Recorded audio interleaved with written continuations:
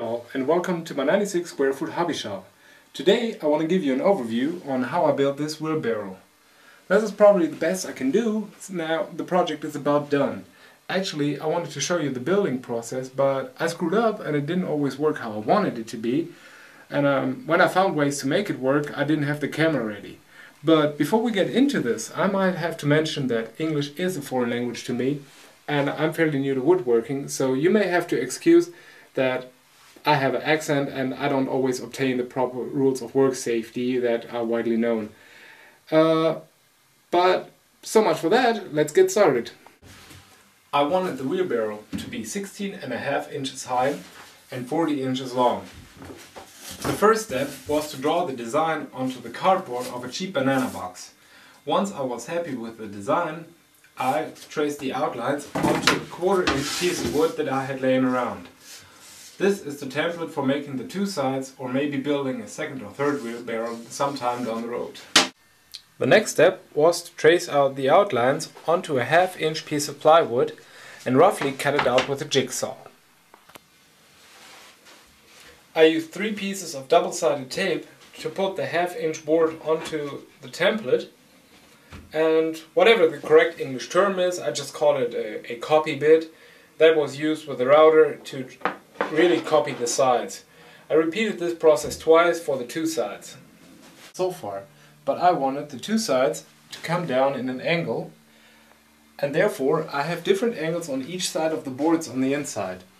I'd tried eyeballing, measuring, guessing and all kinds of methods to get it work, but I couldn't find one. So if any of you have an idea how to do it easier than the way that I finally figured out when I didn't have the camera ready, feel free to leave a comment or write me, and maybe I have it easier next time. The next step was to draw what the inside is gonna look like onto one of the side panels. I decided that it's the easiest if the two angles are the same, so I only have to set up my table saw once. Now comes the part where I have no idea if this is the best way to do it, but this is the only way I could make it work. I cut out the 3 boards and glued them together, so I have this entire U-shaped inside, and worried about cutting the angles later on. I glued together the 3 boards and reinforced it with festool dominoes. As I went on, I really noticed that this is not necessary. You can just glue the boards together and you're fine. Here at the square you see that we have an angle. Wanting this angle, it gives me a different angle here, a different angle here, and a different angle here. No matter what I tried to calculate this, I couldn't get it to work. So this was my way, placing the festool track up on here and setting up my skill saw to the angle on the side and make a pass through. After I passed, I had a cut here and a cut here where I could take the measurements for my next passes. I flipped it over and repeated this process on each side. Now for those of you who happen to have a decent table saw, there's probably an easier way. I have one, but it serves different purposes. It collects dust and it leaves me additional storage space, but it does everything but not giving me straight cuts. I set this thing up for you to see what I was talking about. Now if you have the angle adjusted on your miter gauge and the blade tilted to the size that you wanted, you could make a pass through and you have cuts that give you the angles right here. All you gotta do now is flip the board over, adjust the blade to the slot that you have here and make a pass through, and you're done with the first board. After you make your 6 cuts, you're pretty much done. You can put the side panels on and the wheelbarrow almost looks finished. The tricky part is to get the angles of the pieces that hold the axle right. Here you can see the angle that is necessary so that the axle is straight. I glued together 2 1/2 inch pieces of plywood. If you happen to have an inch piece of plywood, you're better off, but I just used the scrap that was laying around in the shop.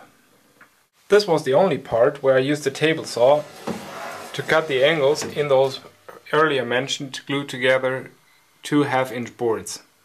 I went over to the drill press, clamped the wood piece and a sacrificial piece of wood onto the table, used a 20mm bit to drill the hole for the axle. Once that was done, without moving the wood, I used whatever that is called, to cut out the entire piece.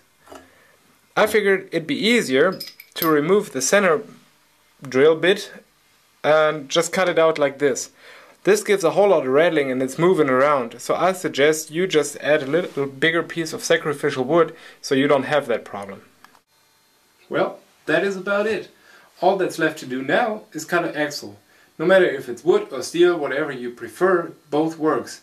I decided to put a steel axle in to give it a little extra weight so it doesn't get too heavy towards the end, so if kids load up the wheelbarrow, it doesn't tip towards the handles. What you gotta do now is decide either you want a wood axle or you want a steel axle. I found those, I guess you can call it washers, that have a screw in it to really set the tire to the middle for $1 at the hardware store. And now where we're done, let's assemble this thing.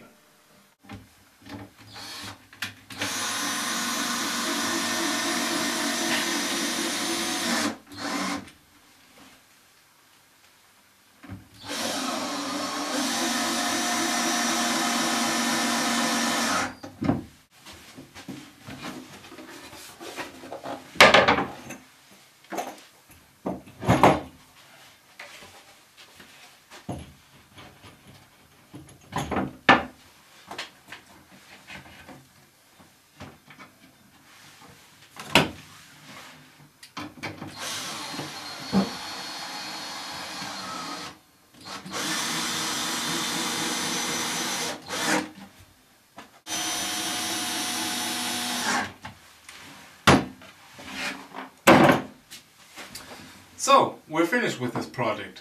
All you're going to do now is stain or paint it in whatever color you want and have your kids play with it. So the project is finished. I can say that this is the first woodworking video that I ever shot. In fact, it is the first video that I shot, period. So I'd be glad to read some of your comments and hear what you think and how I may improve for upcoming videos. So, I guess I'll see you later.